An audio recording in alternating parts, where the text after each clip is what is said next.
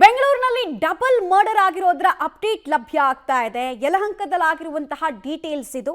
Yelahanka new ಟೌನ್ನಲ್ಲಿ ಘಟನೆ ಆಗಿದೆ. ನೇಪಾಳ ಮೂಲದ ಇಬ್ಬರು ಸೆಕ್ಯೂರಿಟಿ ಗಾರ್ಡ್ಗಳ ಕಗ್ಗೊಲೆ ಆಗಿದೆ.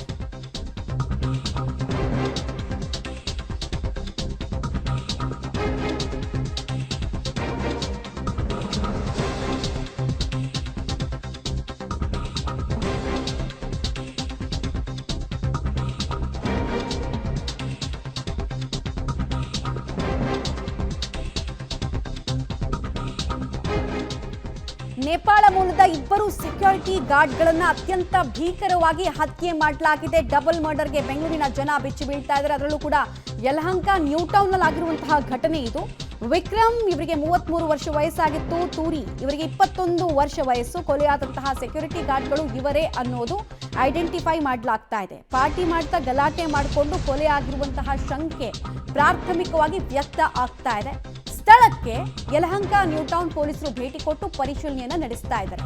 ಕೊಲೆಯ ಮೋಟಿವ್ ಏನಾಗಿತ್ತು, ಆ ಕ್ಷಣದ ಆವೇಶನ ಅಥವಾ ರಿವೆಂಜು ಅಥವಾ ದ್ವೇಷ ಇಟ್ಕೊಂಡು ಅದನ್ನು ಈ ಹಂತಕ್ಕೆ ತೆಗೆದುಕೊಂಡು ಹೋದ್ರ ಅನ್ನೋದನ್ನ ಆಯಾಮದಲ್ಲಿ ತನಿಖೆಯನ್ನು ಮಾಡ್ತಾ ಇದ್ದಾರೆ. ಹಣಕಾಸಿನ ವಿಚಾರದಲ್ಲಿ ಏನಾದರೂ ವಹಿವಾಟು, ಪರ್ಸನಲ್ ದ್ವೇಷ ಆ ಥರದ್ದು ಏನಾದರೂ ಇತ್ತಾ ಅಥವಾ ಪಾರ್ಟಿ ವೇಳೆ ಕಿರಿಕಾಗಿ ಆಗಿರೋದಾ ಇದು ಅಂತ ನೋಡ್ತಾ ಇದ್ದಾರೆ.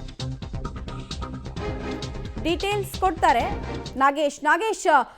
ಕೊಲೆಯಾದಂತಹ ವ್ಯಕ್ತಿಗಳ ಹಿನ್ನೆಲೆ ಏನು, ಕೊಲೆ ಮಾಡಿದಂತಹ ವ್ಯಕ್ತಿಗಳು ಯಾರ್ಯಾರು, ಏನೇನ್ ಮಾಹಿತಿ ಸಿಗ್ತಾ ಇದೆ, ಯಾವ ಕಾರಣಕ್ಕೋಸ್ಕರ ಕೊಲೆಯಾಗಿದೆ ಅಂತ? ಮಮತಾ, ಬೆಂಗಳೂರಿನ ಯಲಹಂಕ ನ್ಯೂ ಟೌನ್ ಠಾಣಾ ವ್ಯಾಪ್ತಿಯಲ್ಲಿ ಇಬ್ಬರು ಸೆಕ್ಯೂರಿಟಿ ಗಾರ್ಡ್ ಗಳನ್ನ ಬರ್ಬರವಾಗಿ ಹತ್ಯೆ ಮಾಡಿರುವಂತಹ ಘಟನೆ ನಿನ್ನೆ ತಡರಾತ್ರಿ ನಡೆದಿದೆ ಅನ್ನುವಂತ ಮಾಹಿತಿಗಳು ಸದ್ಯಕ್ಕೆ ಲಭ್ಯವಾಗಿರುವಂತದ್ದು. ಇಬ್ಬರು ಕೂಡ ಒಂದು ಖಾಸಗಿ ಕಂಪನಿಯ ಸೆಕ್ಯೂರಿಟಿ ಗಾರ್ಡ್ ಆಗಿ ಕೆಲಸ ಮಾಡ್ತಿದ್ದಂತ ಸಂದರ್ಭದಲ್ಲಿ ನಿನ್ನೆ ರಾತ್ರಿ ಈ ಒಂದು ದುರ್ಘಟನೆ ಸಂಭವಿಸಿದೆ ಅನ್ನುವಂತ ಮಾಹಿತಿ ಈಗ ಸದ್ಯಕ್ಕೆ ಲಭ್ಯವಾಗ್ತಿರುವಂತದ್ದು. ಈಗಾಗಲೇ ಘಟನಾ ಸ್ಥಳಕ್ಕೆ ಯಲಹಂಕ ನ್ಯೂ ಟೌನ್ ಪೊಲೀಸರು ಹೋಗಿ ಪರಿಶೀಲನೆ ಮಾಡಿ ನೋಡಿದಂತ ಸಂದರ್ಭದಲ್ಲಿ ಘಟನಾ ಸ್ಥಳದಲ್ಲಿ ಇವರು ಪಾರ್ಟಿ ಮಾಡಿರುವ ಬಗ್ಗೆ ಒಂದಷ್ಟು ಅಲ್ಲಿ ವಸ್ತುಗಳು ಸಿಕ್ಕಿದ್ದಾವೆ ಅನ್ನುವಂತ ಮಾಹಿತಿಗಳು ಈಗ ಲಭ್ಯವಾಗಿರುವಂತದ್ದು. ಹಾಗಾಗಿ ಎಲ್ಲ ಒಂದ್ ಕಡೆ ಗುಂಪು ಸೇರಿ ಪಾರ್ಟಿ ಮಾಡಿ ಈ ಒಂದು ಹತ್ಯೆ ಆಗಿರುವ ಸಾಧ್ಯತೆ ಇದೆ ಅನ್ನುವಂತ ಶಂಕೆಯನ್ನ ಈಗಾಗಲೇ ಪೊಲೀಸರು ವ್ಯಕ್ತಪಡಿಸಿರುವಂತದ್ದು.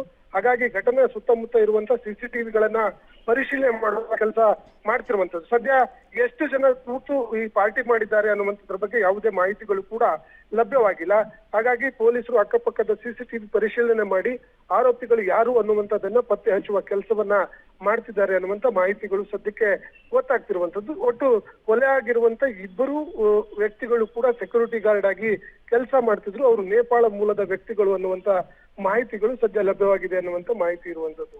ನಾಗೇಶ್, ಸಹಜವಾಗಿ ಈಗ ಡಬಲ್ ಮರ್ಡರ್ ಆಗಿದೆ ಅಂದಾಗ ಕೊಲೆಯ ಮೋಟಿವ್ ಬಗ್ಗೆ ಅನೇಕ ಪ್ರಶ್ನೆಗಳು ಕಾಡುತ್ತೆ. ಆ ಕ್ಷಣದ ಆವೇಶಕ್ಕೆ ಒಬ್ರು ಕೊಲೆ ಆಗ್ಬೋದು, ಬಟ್ ಇಬ್ರಿಬ್ರು ಕೊಲೆ ಆಗಿದೆ ಅಂದ್ರೆ ಇದರ ಹಿಂದೆ ಪೂರ್ವ ದ್ವೇಷಗಳು ಇದ್ವಾ ಅನ್ನುವಂತಹ ಪ್ರಶ್ನೆ ಮೂಡುತ್ತೆ. ಸೊ ಹಂತಕರ ಬಗ್ಗೆ ಸುಳಿವು ಸಿಕ್ಕಿದೆಯಾ, ಏನ್ ಹೇಳ್ತಾ ಇದ್ದಾರೆ ಪೊಲೀಸರು?